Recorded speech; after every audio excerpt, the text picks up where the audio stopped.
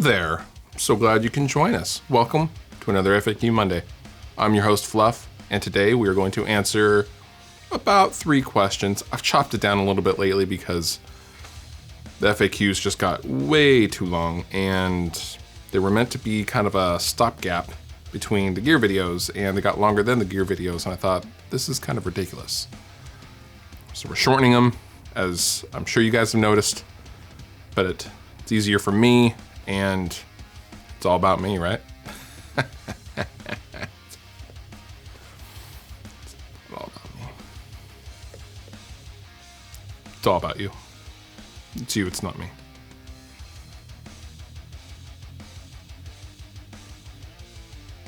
First question. What's your opinion on straight versus slant cabs?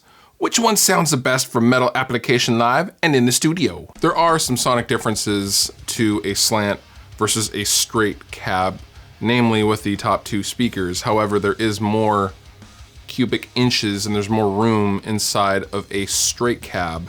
For example, we'll use a Mesa Boogie straight versus slant cab. Now, the best cab that I ever recorded with, ever, was a slant 4x12 Mesa Boogie rectifier cab.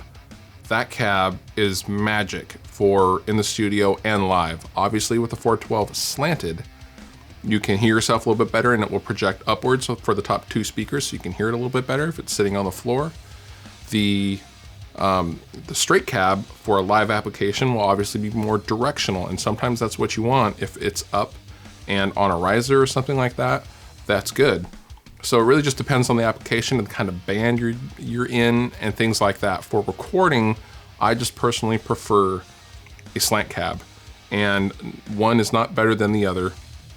I find that the lows, since there's more room in the physical cab itself, the low end on the speakers under a mic can get a little out of control quicker on the straight cab versus the slant. The slant stays tighter at louder volumes with more low end added to it. And it just it holds it together a little bit more than the straight cab, but both cabs are fantastic. My first Mesa cab that I ever had was a one of the early recto cabs, and it had the straight baffle, but it had the slanted speaker mounts, or excuse me, not the slant baffle and the straight cab. So it had this like shelf over the top of it, and it was awesome, but it was the heaviest cab I had ever tried to pick up, and I don't know what I was thinking when I bought it. This was like 5 years ago, and I had to carry it up and down my stairs to go jam with my buddies, and it didn't work because I was just by myself. I couldn't pick it up my stairs, so I was like, maybe I should get 2x12s instead. So, but yeah, it was a great cab, and if you're looking for a 4x12 cab, slant or straight, I highly recommend a good old used Mesa Boogie. When mixing, how do you compensate for different listening devices? Like, my mix sounds decent on monitors and earbuds, but my friend's stereo adds way too much bass when we listen through that. Really, you don't. You wanna compensate for a few devices in general, but you should know that home stereos add tons and tons of bass anyway to any recording, and that's his problem if his stereo adds too much bass to your mix. Now, what you should be mainly worried about is how it translates into, say, a car or regular earbuds. Now, if it sounds good there, generally you're all right. If it's just an EQ thing, bass or something like that, you know, that's always going to happen, and no song and no mix sounds good on everything. What you should really be concerned about is, do your guitars disappear? Are they panned too far out or something like that? If you can still hear everything relatively well in the car, on earbuds, or in multiple sets of different headphones, the cheaper the better, then you're good to go. Many years ago, I had a friend, when he recorded, he had a custom switcher. It was like a monitor switcher, and he had some very, very expensive Genelecs. And then just outside of those, he had some Yamaha NS10s, which sound like absolute garbage, but are a studio classic because they bring out the mid-range. And then next to that, he had a pair of mounted car stereo speakers. And then from there, he had, they weren't even monocubes. They were like the laptop speakers. And if they sounded good on all of those speakers, the mix was done. And you know what? That worked so well. If you want to check your mixes for mono, like if coming out of a cell phone or something like that, you can definitely get yourself a monocube, which I have gone over in the past, and you can check one of those out right here. I'll shoot you a link to the Musician's Friend or Guitar Center site. And that's just a mono speaker, and basically you can hear everything in a mono image and make sure you can still hear everything there, because if you can hear it there, you're generally good to go. Do you think that the tone and sustain is improved by wraparound stringing?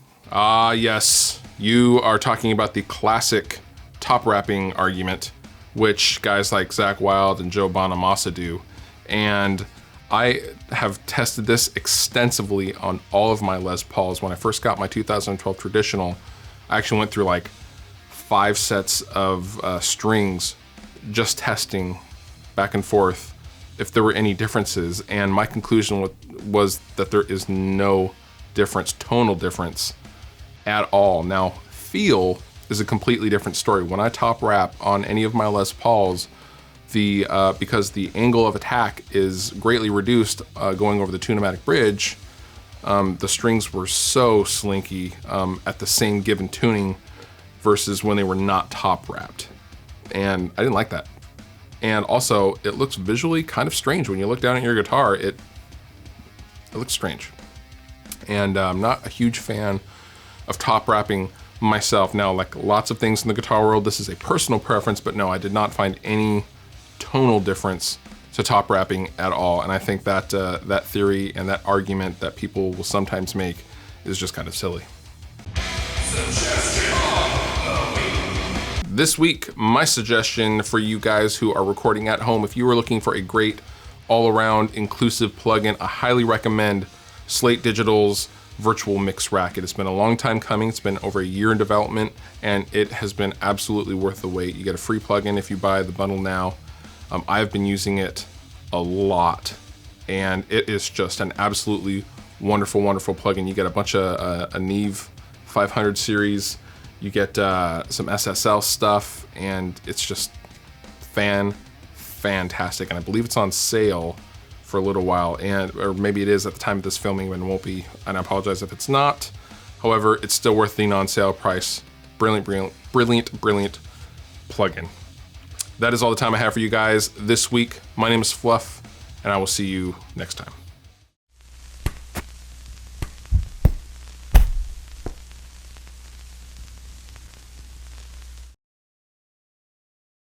Check.